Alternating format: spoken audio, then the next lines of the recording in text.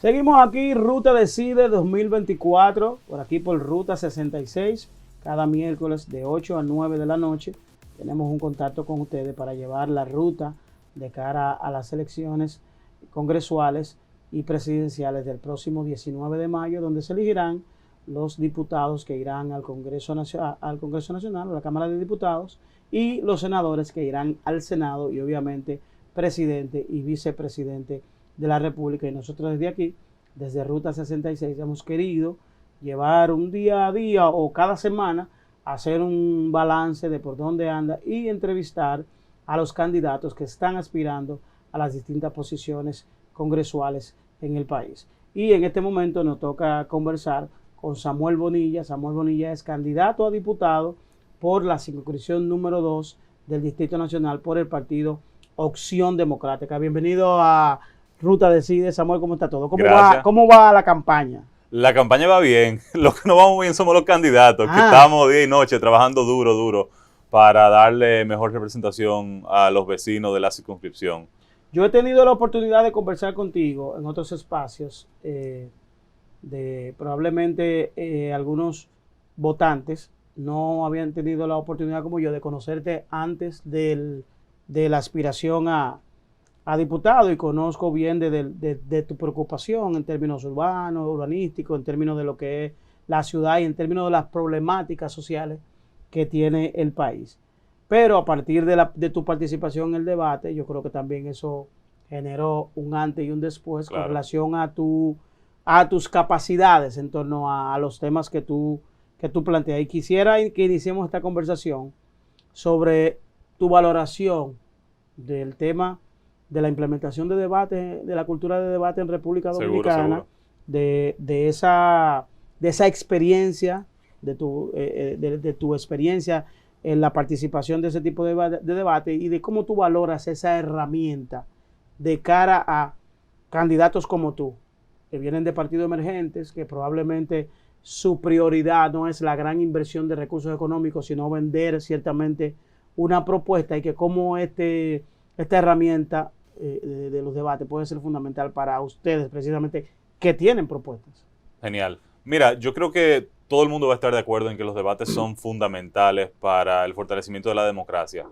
Es tanto así que yo creo que hemos tenido un banquete durante casi 2 meses. Yo en lo particular siempre he creído en los debates, y por eso hace casi un año ya yo presenté al Congreso un proyecto de ley que busca hacer obligatoria la celebración de debates, específicamente los debates presidenciales. ¿Eso es una ley especial que tú estás sometiendo? Yo deposité un proyecto de ley que entregó José Horacio Rodríguez, que es mi compañero de partido y es diputado. No tiene que ver con abrir la ley electoral y introducir, sino una ley paralela. No, es una ley particular. Solo para debates. Solo para debates. ¿Y cuáles puntos específicos plantea? Y es una ley que plantea debates presidenciales, no porque yo no crea que las demás posiciones deben debatir, pero porque yo creo que es un proyecto de ley que se puede aprobar y que puede ayudar a instalar y a cimentar la cultura.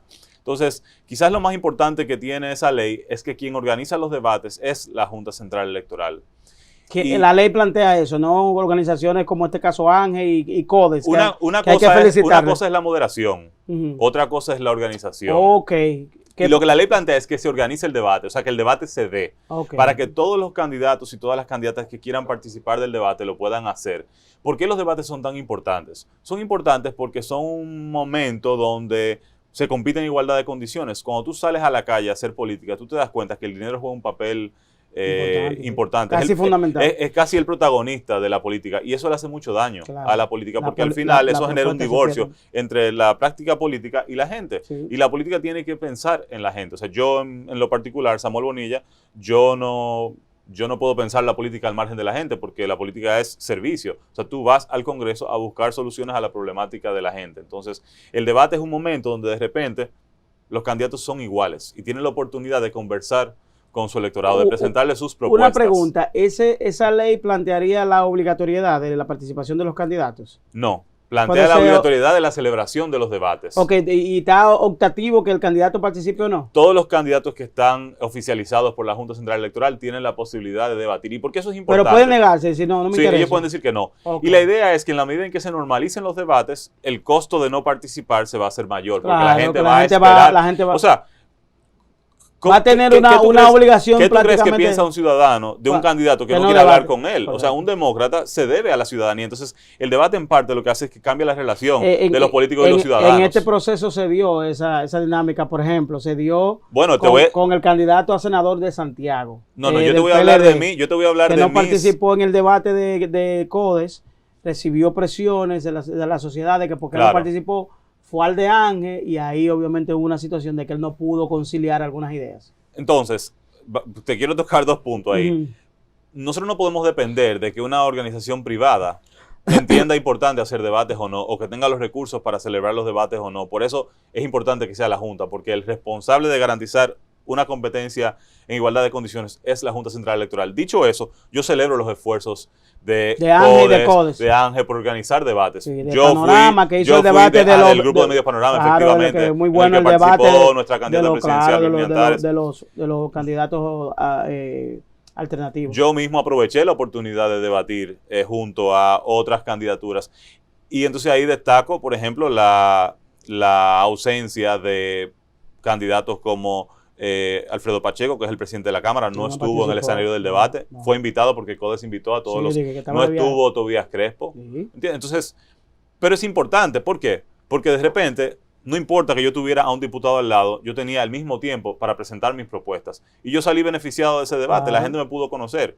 Y pudo entender mis preocupaciones por temas como el de la educación, por procurar que una reforma fiscal esté al servicio de la gente y no al servicio de los liderazgos políticos, etcétera. ¿Tú crees que, por ejemplo, esa dinámica de debate, el hecho de que tú tuviste la oportunidad de que la gente te viera debatiendo, puede generar cambios relativo a la decisión del voto? De que un ciudadano puede estar viendo el debate y dice, y eso puede generar en absolutamente, porque es que el debate te permite ver muchas cosas. Primero te permite ver el dominio de los temas.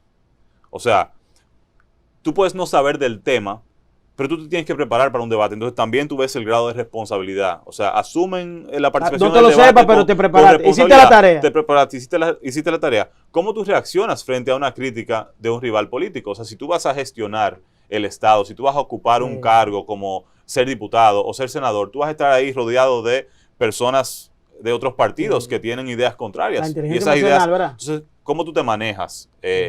Y por eso, en parte, yo siempre soy promotor de la educación, porque esa capacidad de saber cómo tú reaccionas frente a situaciones incómodas, tú la aprendes en la escuela también. O sea, ese es el espacio idóneo donde tus decisiones de repente no tienen graves consecuencias, para que cuando te toque ya salir al mundo real, ya en calidad de ciudadano, de profesional, lo puedas hacer de la mejor manera. Estamos ahora frente a la segunda etapa de los debates de Ángel, que iniciaron hace ya un par de semanas, el lunes, hace un par de lunes, donde iniciaron con la candidatura senatorial del Distrito Nacional y de Santiago.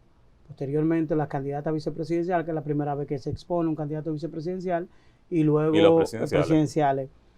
A modo general, tu evaluación no me quiero referir particularmente a, como no estuvo tu candidato a senatorial, que pudiera ser un elemento, solamente referirnos al ejercicio en lo que tiene que ver con el nivel y con lo que tiene que ver con la discusión de propuestas conforme a lo que son los criterios de debate, no si se cogieron, porque hay una crítica con relación al tema vicepresidencial, de que se dedicaron algunos más que a proteger cada uno sus gobiernos y no a mostrar sus capacidades en términos administrativos. Ahí hay muchos temas interesantes. Lo primero es que parte de la razón por la que el proyecto de ley contempla que sea la Junta Central que organice es porque la Junta hubiese invitado a todas las candidaturas.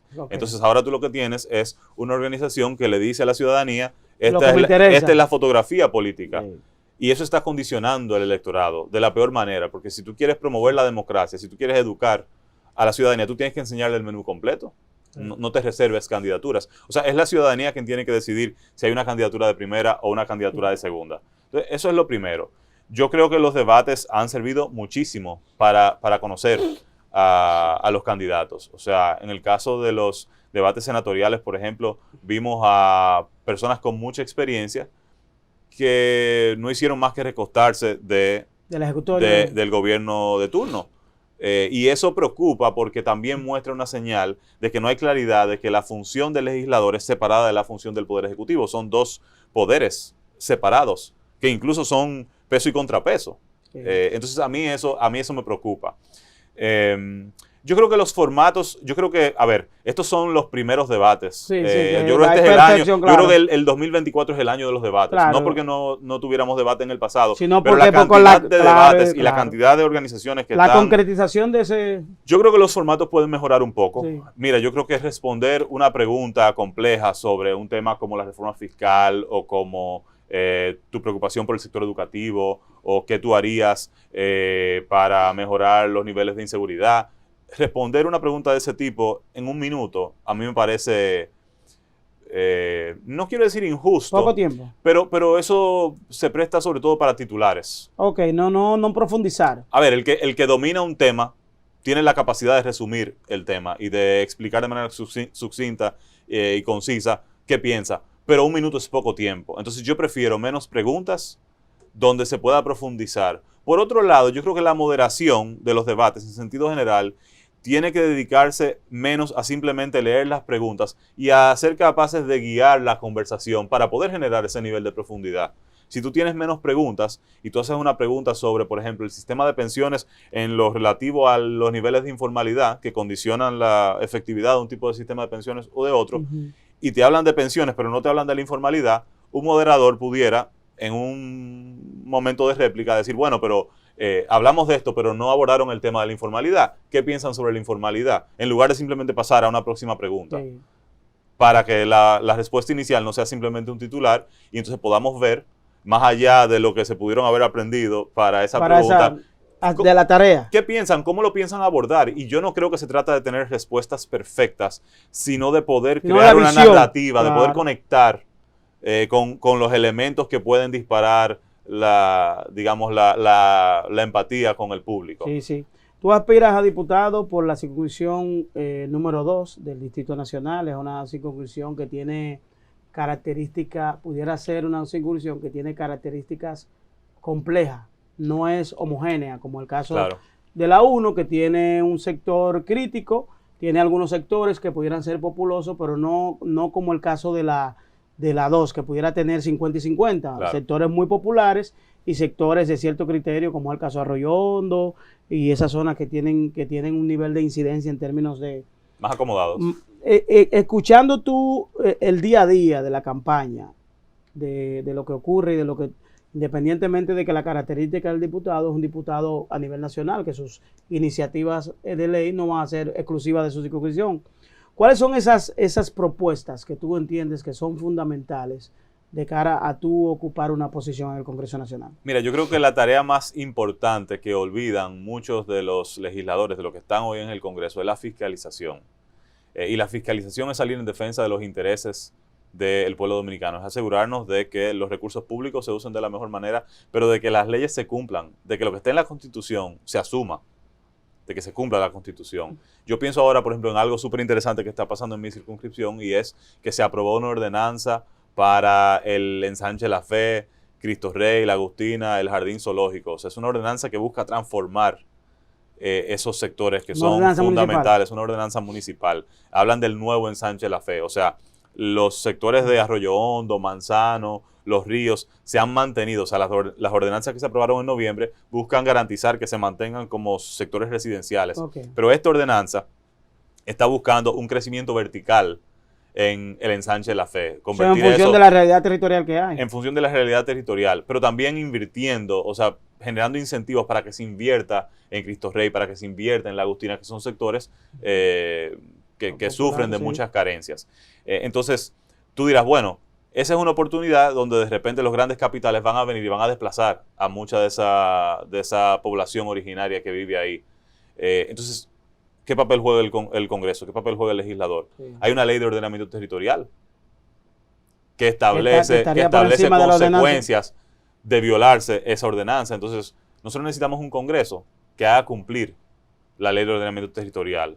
Para que eso que está en la ordenanza, que es muy bonito, yo casualmente tuve un live la semana pasada con Mario Sosa, que es un regidor que sale claro, ahora sí, y que sí, fue sí. quien lideró el proceso de aprobación Sí, de su ordenanza. Para que se mantenga lo que dice esa ordenanza, necesitamos un Congreso que haga su trabajo, que le preocupe el bienestar de la gente que vive en La Fe, en La Agustina, en Cristo Rey, en el Jardín Zoológico.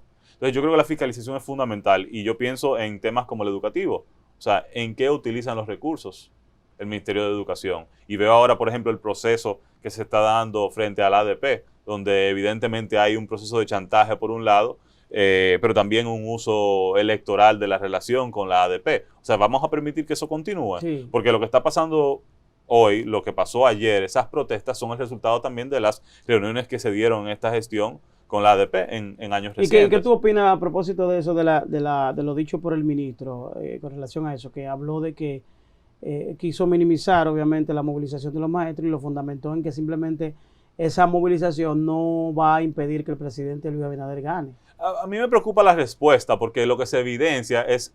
¿Cuál es tu interés? Claro, o sea, nosotros tenemos, yo lo he dicho mucho, nosotros tenemos que sacar la lógica electoral de la toma de decisiones del Ministerio de Educación. O sea, el ministro de Educación no puede estar pensando en el desempeño del presidente de la República en un proceso electoral. Eso es lo que tiene a la República Dominicana en la cola de todas las pruebas estandarizadas. O sea, eso es lo que impide que nosotros tengamos aprendizaje en las aulas. Pero eso le toca al Congreso. O sea, al Congreso le tocaría interpelar al ministro. Y la pregunta es, ¿por qué no podemos interpelar a ese ministro y a otros ministros que incumplen con sus funciones? Entonces, parte de lo que yo propongo es una ley de control político y fiscalización que le dé garra a esa atribución que tiene el legislador de llamar a capítulo a un funcionario cuando no hace su trabajo. Yo pienso, por ejemplo, que tú no deberías necesitar las 2/3 partes de los votos del hemiciclo para interpelar a un funcionario, porque si el funcionario es un servidor público, el funcionario no debe ver como una amenaza el ir al Congreso a decir cómo está utilizando los recursos públicos. Claro. Es más, debe ser un comportamiento debe ser un ejercicio normal, ordinario. Claro. Todos los años, todos los ministros Así van como una lo vez. hace, claro. Y eso se convertiría en el principal insumo de fiscalización. Así A es. raíz de ahí, entonces, un legislador pudiera abrir una investigación más profunda, pero también le daría fuerza a la opinión pública, a la ciudadanía, que se va a interesar en ese tema, porque de repente la opinión pública dice, wow, por eso es que yo no tengo educación de calidad en las escuelas de mis hijos, o por eso no me atienden cuando yo voy a un hospital público. Hay una realidad, Samuel, que obviamente las propuestas son importantes, pero hay una realidad que choca de frente a los candidatos, que es el tema económico. El tema económico frente a una campaña política. ¿Cómo lidiar con ese elemento avasallante del manejo de los recursos en la presentación de una candidatura que hace que personas que tengan excelentes propuestas, que tengan las condiciones para ir al Congreso, esto resulta una limitante para que logren el objetivo de ir a plasmar sus ideas? ¿Cómo enfrentar el tema económico en medio de una campaña política? Bueno, por un lado, por eso es importante tener debates, o sea, tener la garantía de un espacio de debate que te permita llegar en igualdad de condiciones al electorado, pero yo también creo que uno tiene que ser más asertivo en la manera en que se comunica con el electorado. Yo creo que hay que escuchar. Si tú no escuchas, es muy probable que cuando tú salgas al territorio, y entendiendo que tenemos tiempo limitado, tú no vas a conectar con ese electorado. O sea, si yo salgo a Los Girasoles, si salgo a La Agustina a hablar de los problemas de Viejo Arroyo Hondo, evidentemente yo no voy a conectar. Correcto. Y si a eso tú le sumas la desventaja con que yo compito por no tener recursos, entonces yo perdí. Ahora, si yo me dedico a escuchar y entiendo, por ejemplo, que la principal problemática que tiene una persona que vive en las 800 de Los Ríos es el problema del agua, y hago del agua un elemento central de mi campaña, entonces yo sí puedo conectar. Lo que yo veo cuando salgo al territorio es que la gente está ávida de tener representantes. Y un representante es una persona que puede generar vínculos con la población. O sea, ahora mismo el electorado no conecta con los legisladores. O sea, hay un divorcio entre los temas que se tratan en el Congreso y los temas que se tratan en los hogares de los dominicanos de la circunscripción 2 y de todo el país. O sea, es una política que está al margen, que le da la espalda a la gente. Y de eso la gente se hartó. Ahora, la pregunta es, ¿hay un menú de personas que están haciendo el trabajo de representar? Entonces, por eso nace Opción Democrática, por eso nace mi candidatura en la circunscripción 2, que es una circunscripción que yo creo que tiene de las peores representaciones de todo el territorio nacional. ¿Así tú la calificas? Así la califico, y te voy a decir por qué. Porque tenemos a los típicos gestores de las políticas, que son los que hacen los amarres políticos y que por eso los celebran, pero también tenemos personas que son antiderechos, que le niegan derechos a la población. Cuando la política debería ser un ejercicio de conquista de derechos, salir en defensa de la salud pública de los dominicanos, salir en defensa de la educación de los dominicanos, salir en defensa del transporte público. La mayoría de los proyectos que se discuten son proyectos privados, asociaciones con el sector privado. Alianza público-privada. Y no es una crítica a lo privado, pero es que lo que garantiza derechos es lo público. Y lo público le conviene a lo privado también, porque un dueño de empresa, cuando sus empleados tienen problemas de formación, asume el costo de reentrenamiento, que es muy alto en la República Dominicana. Cuando un empleado tiene un problema de salud, el dueño de la empresa tiende a asumir el costo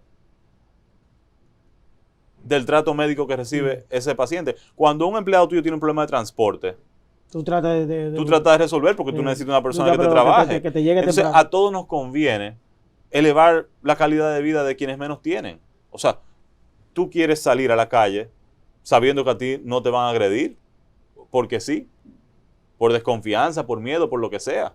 Tenemos que hacer una pausa, Samuel, pero antes de la pausa yo quiero dejarte una pregunta. Obviamente que al margen de las propuestas que son tus propuestas que tú llevarías al seno de la discusión, hay temas que están en la mesa que son de preocupación nacional y que ya incluso están en el Congreso, y me gustaría escuchar tu perspectiva de cada uno de ellos, que es el tema de la seguridad ciudadana, el tema del medio ambiente, el tema del Código Penal y todos los temas que están en el Congreso Nacional y que requieren, que van a requerir del impulso y la opinión de las personas que se interesan de ir al Congreso. ¿De acuerdo? Genial. Estamos conversando con Samuel Bonilla.